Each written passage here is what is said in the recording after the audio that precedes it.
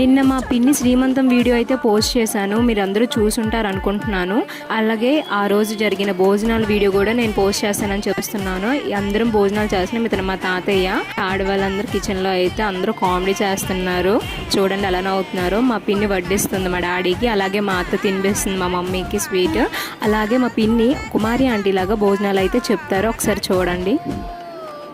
Hi friends, ఇది భోజనం అన్నం బిర్యానీ, ముందు బిర్యానీ, చారు, ముక్కలు చారు, చికెన్, మటన్ అయిపోయింది అంటే ఉంది వెజ్ కర్రీ. చూశారు కదా ఎంత కామెడీగా చెప్పిందో. అందరం అయితే నవ్వుకున్నాము.